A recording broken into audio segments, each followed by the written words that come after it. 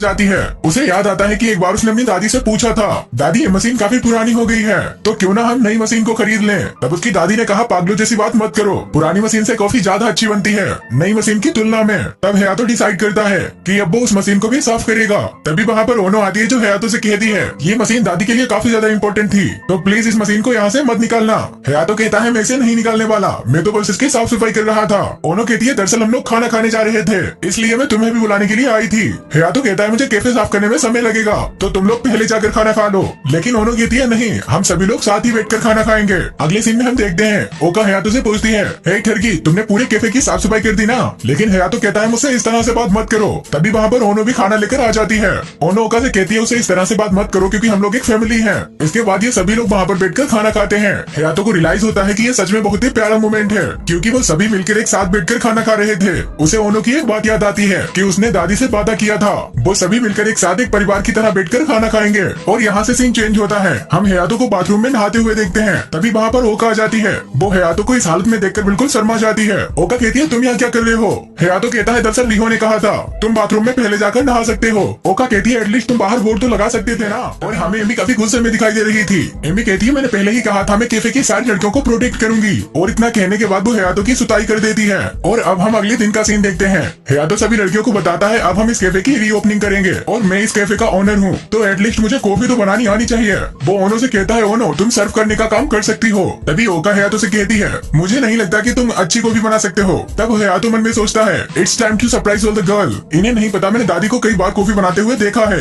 And then वो coffee बनाना शुरू कर देता है। इसके बाद ये सभी लड़कियां हयातो के हाथों की बनी कॉफी टेस्ट करती हैं। अब हयातो को तो इस टाइम पर लग रहा था कि इन्हें कॉफी बहुत ही पसंद आएगी, लेकिन वो लड़कियां कहती हैं, इस कॉफी से अच्छा तो गटर का पानी है, ये सच में दुनिया की सबसे बकवास कॉफी है। लेकिन हयातो इस बात को मानने के लिए तैयार ही नहीं था। वो कहता है, मुझे पता है कि तुम मुझसे जेलस हो और तुम ये यकीन ही नहीं कर पा रही हो कि इस कॉफी को मैंने बनाया। अकाने कहती है, अगर हमने इस कॉफी को इस कैफे में बेचा तो ये कैफे शुरू होने से पहले ही बंद हो जाएगा। अगले सीन में हम हयातो को देखते हैं जो कैफे में बैठकर अपने, लेकिन उसे खुद भी अपनी कॉफी का टेस्ट पसंद नहीं आ रहा था। तभी हम देखते हैं अकाने भी वही बेटी होती है। हयातो जब अकाने को देखता है तब वो सोचता है, इसने तो मेरी सारी बातें सुन ली होगी जो मैं अपने आप में ही बड़बड़ा रहा था। तभी हयातो के पास अकाने आकर डेस्क पर कुछ पैसे रखती है। वो हयातो से कहती है क्योंकि उसे ठंड लग रही है इसलिए वो एक कप कॉफी बनाकर पीना चाहती है। हयातो कहता है, उस समय जब तुमने मेरी कॉफी की इंसल्ट की तब मुझे बिल्कुल भी अच्छा नहीं लगा। एज अ कंपनसेशन तुम मुझे कॉफी बनाकर पिलाओ। अकाने कहती है, ठीक है, पर यही बात वो अगर उससे रिक्वेस्ट करके बोले तब। हयातो कहता है, चाचा मुझे नहीं पीनी तेरे हाथ की कॉफी। लेकिन अकाने उसके लिए भी कॉफी बना ही लेती है। वो उस कप को वहीं रखकर हयातो से कहती है,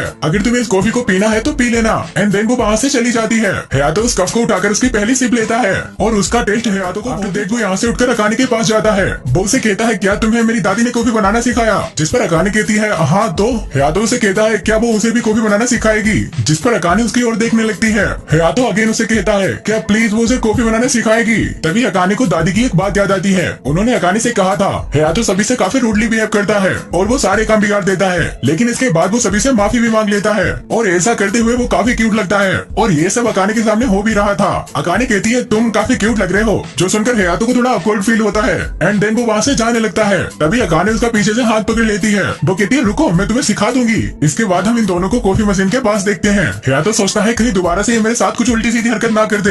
हयातो बदला लेने के लिए कहता है, अकाने जब तुम मुस्कुराती हो तो बहुत ही ज्यादा प्यारी लगती हो। लेकिन उसकी इस बात से अकाने को घंटा फर्क नहीं पड़ता। अगले सीन में हम हयातो को बाथरूम में नहाते हुए देखते हैं कि तभी वहाँ पर एमी आ जाती है जो बिल्कुल न्यूट्रल थी। हयातो कहता है, नहीं नहीं नहीं नहीं, इस बार तो मैंने बाहर बोर्ड भी लगाया था। लेकिन एमी उसकी एक नहीं सुनती और उसकी सुताई करके सभी को पिटना मंजूर होगा। अगले दिन हम हयातो और रियो को कहीं जाते हुए देखते हैं। हयातो कहता है, दरअसल हम यहाँ हमारे पुराने बिजनेस पार्टनर्स को ये बताने के लिए आए हैं कि हम हमारे कैफे की दोबारा रीओपनिंग कर रहे हैं। लेकिन ये सुनने के बाद भी रियो कहती है, कहीं ऐसा तो नहीं कि तुम यहाँ मुझे डेट पर लाए हो? हयातो कहता है, कैफे की बाकी सारी लड़कियां काफी अजीब हैं, इसलिए मुझे तुम्हें ही यहाँ लाना ठीक लगा। इसके बाद हम देखते हैं ये लोग एक आदमी से मिलते हैं। हयातो उससे कैफे के रीओपनिंग के बारे में बात करने लगता है, लेकिन वो ठीक से बात नहीं कर रहा था, लाइक इंट्रोवर्ट। तब रियो सिचुएशन को संभालते हुए उस आदमी से बात करती है। वो कहती है, दरअसल हम लोग हमारे कैफे को रीओपन करना चाहते हैं और हमें इसमें आपकी मदद चाहिए, क्योंकि हम ये आपकी मदद के बिना बिल्कुल भी नहीं कर सकते। इसके बाद ये लोग दूसरे शख्स से मिलते हैं, लेकिन हयातो वहाँ भी ठीक से बात नहीं कर पाता और यहाँ भी रियो ही उस सिचुएशन को संभालती है। इसके बाद हम इन दोनों को एक मंदिर में देखते हैं। तब रियो हयातो से कहती है, हम अपने कैफे को रीओपन करने वाले हैं, जिसकी वजह से मैं गॉड को रिपोर्ट करने आई हूँ। हयातो कहता है, ये क्या बकवास है, तुम ऐसा कर ही क्यों रही हो? और वैसे भी तो हमने हमारे पार्टनर्स को रिपोर्ट कर दिया है। रियो कहती है तुमने ऐसा कुछ भी नहीं किया,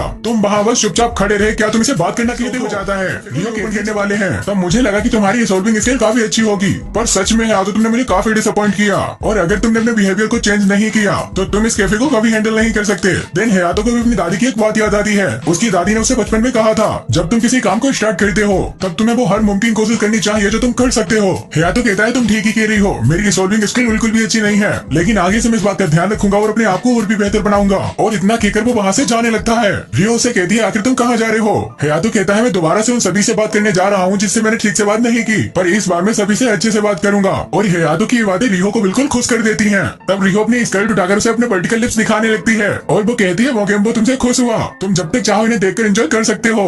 मतलब लिटरली अभी इन्होंने इतना इमोशनल सीन कर दिया और इसके बाद ये, लेकिन हयातो उसे देखकर एम्बेरस हो जाता है और वहीं पर नीचे गिर जाता है।